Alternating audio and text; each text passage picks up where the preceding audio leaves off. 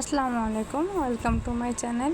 আজকে আমি এক কাটের গোল জামা কাটিং ভিডিও দেখাবো। এটি আমি একটি 3 পিস দিয়ে এক কাটের গোল জামা কাটিং করেছি। এখানে আমি 3 পিসের কাপড়টিকে নিয়ে এর হাতার কাপড়টিকে আলাদা করে কেটে নিব। আপনারা চাইলে গজ কাপড় দিয়েও একইভাবে জামাটি কাটিং করতে পারবেন। এখানে আমি 3 পিসে দিয়ে জামাটি কাটিং করে দেখাবো। খুব সহজে আপনারা সম্পূর্ণ ভিডিওটি দেখলে খুব সহজে গোল জামা কাটিং করতে পারবেন। এখানে আমি এটা 44 ইঞ্চি বডির জন্য তৈরি করব, তাই পুট নিয়েছি আমি 6 ইঞ্চি এবং নিচ থেকে আমি নিয়েছি কাঁধ নিয়েছি 7 ইঞ্চি। এবার আমি 4 ভাগের 1 ভাগ 11 ইঞ্চি নিয়েছি, তার সাথে 1 ইঞ্চি নিয়েছি এক্সট্রা। আমি এখানে কোমরের মাপ রাখবো 40 ইঞ্চি, তার জন্য নিয়েছি 10 ইঞ্চি এবং 1 ইঞ্চি নিয়েছি এক্সট্রা।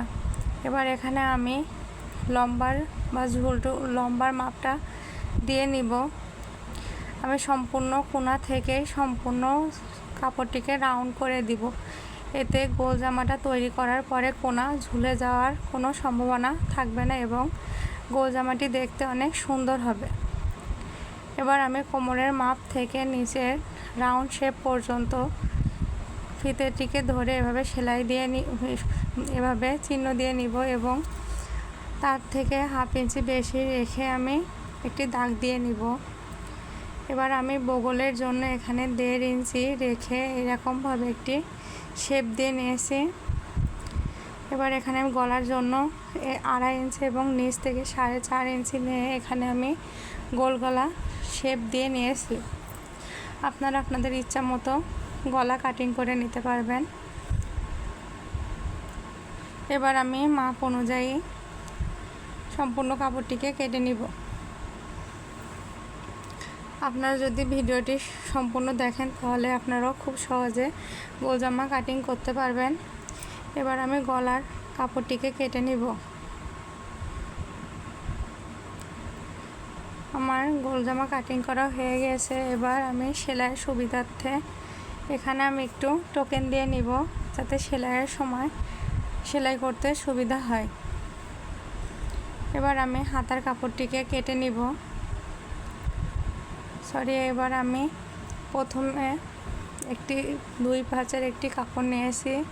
এটাকে ভাঁজ দিয়ে টোটাল 4 পার্ট করে রেখে গলার পটিটিকে এভাবে বসিয়ে গলার পটির কাপড়টি কেটে নিব। এখানে 4 পাটে কাপড় আছে, তাই একসাথে আমার 2টা পটি বের হয়ে যাবে। এই যে এখানে আমার গলার 2টা পটি বের হয়ে গিয়েছে।